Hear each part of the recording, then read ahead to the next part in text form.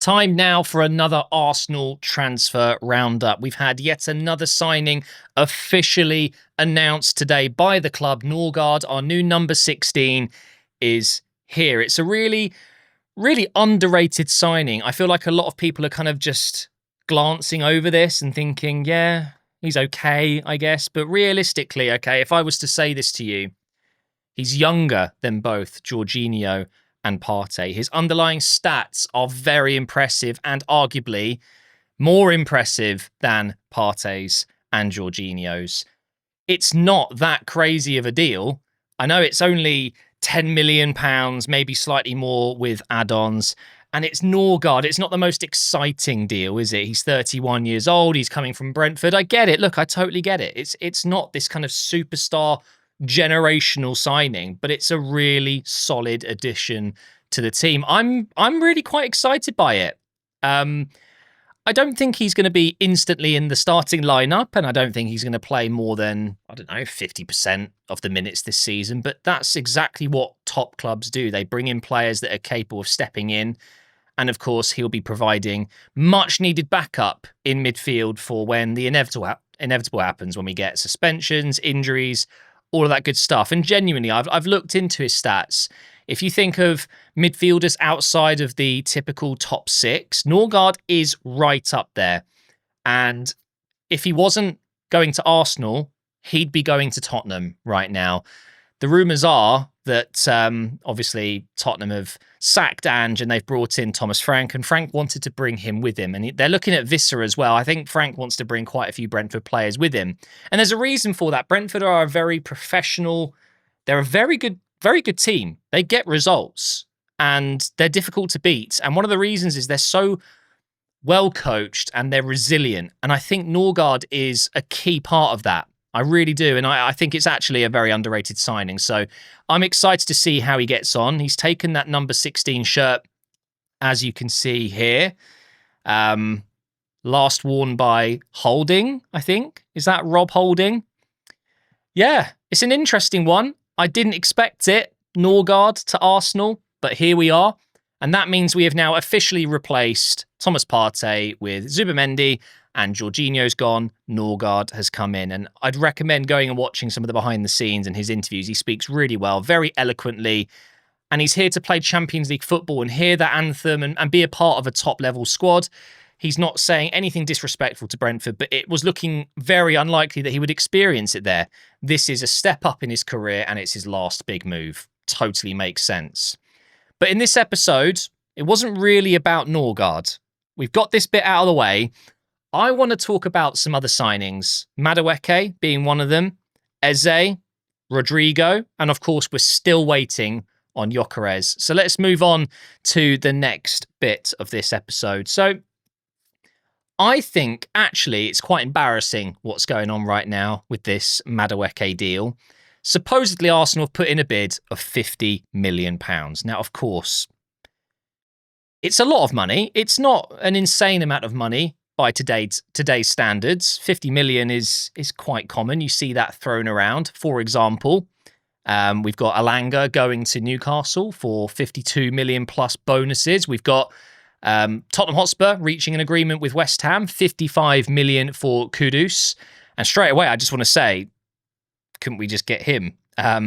So here's where I stand, okay? And I think this is where most Arsenal fans stand. And I've never seen anything quite like this. You know, normally, if a club is going for a big money signing, okay, medium money these days, 50 million signing, it's normally met with quite a lot of excitement and approval. But for the first time in, I think, I can't remember anything like this, it seems Arsenal fans are just so against it.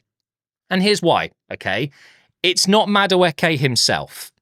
It's the allocation of these funds. And it's the fact that we're still waiting on left wing and striker.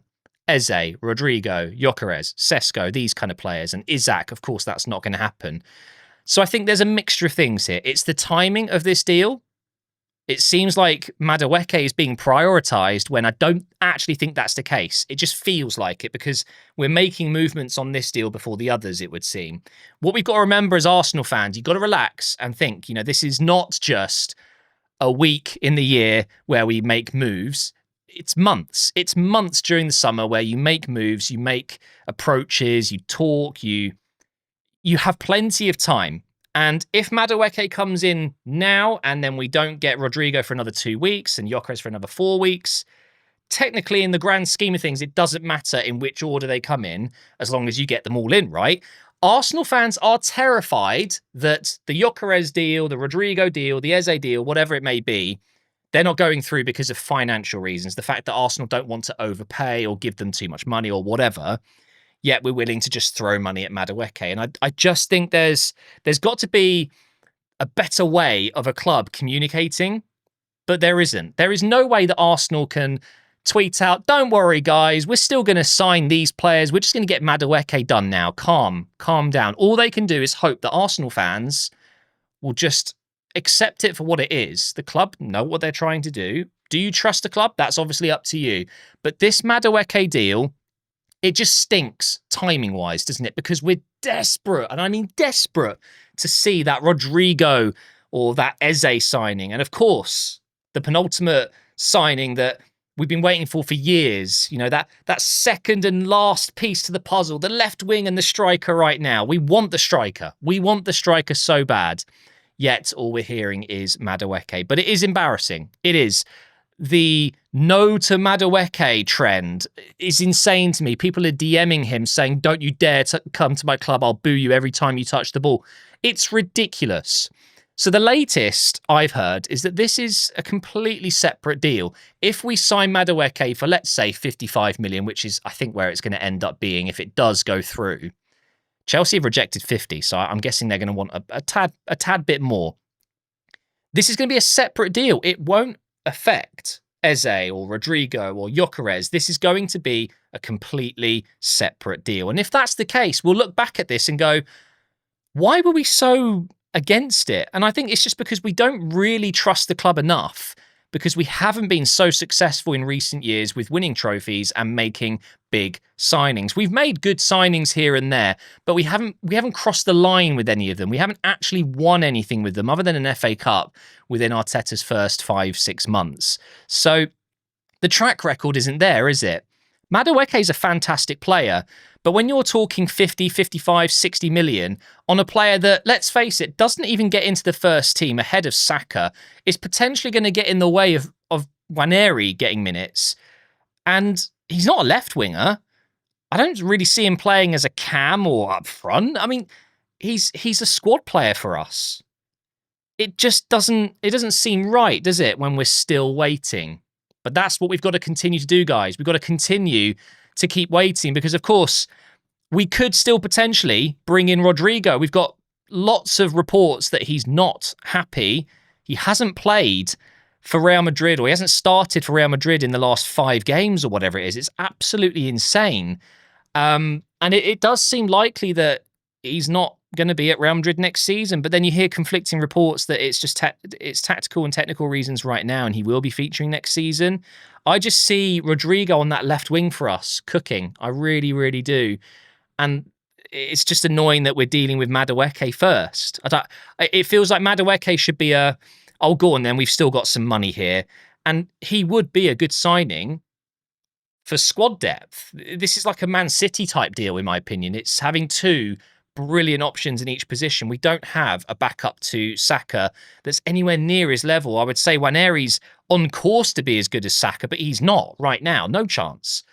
So, again, I just want to reiterate, I don't think people are against Madueke himself. It's not his fault that the club want it. It's the timing of it. It's the allocation of funds, and it's we're not sure if it's actually going to affect the other signings or not. We'll see what happens with Rodrigo. Eze is another one. It seems like every day new reports come out that Arsenal are thinking we're potentially going to make a move. We're going to put in a bid or whatever, and it doesn't seem to be happening fast enough, and that's what's frustrating us fans. It really is. So you're probably wondering, who would I pick if I could have choice here? I think for me, Madueke would be put on the back burner if it's possible. If it's not possible and he's a part of the plan, then I trust the club to do that I trust the club to do the right thing in this situation. They clearly are worried that we don't have another strong attacking option that's left-footed that can cover for Saka. And Madueke is quite literally coming in as backup. If the club want to do that and it won't affect the other deals, then fair enough. You've got to remember that they've planned this for years, months, okay? They will have a figure in mind, and maybe the Madueke deal is just a tiny little portion of it that they know they can do whilst getting the rest, filling the rest of the pie. Who knows, okay? Would I rather Eze or Rodrigo? It's so difficult because I don't really see Eze as a left winger. And I think if Eze comes in, we would still be absolutely keeping Martinelli, Trossard. The reports are if Rodrigo comes in, then one of those will have to be sold to make way. So I think that the way I look at this is if we get Rodrigo, that's fantastic, but then one of Trossard or Martinelli should go. If we bring in Eze, then we shouldn't be selling one of those two, because I do see Eze as more of a number 10, you know, a bit more central, basically doing what Erdegaard does, but on the other side. Lastly, we've got Gyökeres. This is the latest from Fabrizio. Of course, you can follow whoever you want, but he is pretty reliable. And also you've got Ornstein as well. Orny bombers are what we're looking out for. But Gyökeres isn't turning up to training. He's refusing to play for Sporting. He wants this move. He's willing to give up on wages that Sporting would owe him. He's willing to just waive it. He wants Arsenal, and I'm sure the club would love him. But it does feel and smell like second choice, because the Sesko deal, from what I'm hearing, it's just too expensive, that they want too much money. But the more I think about it, and the more you hear about the rumours of Gyökeres desperate to join, and maybe Sesko isn't fighting his corner enough, maybe he's not putting in enough pressure on RB Leipzig to sell.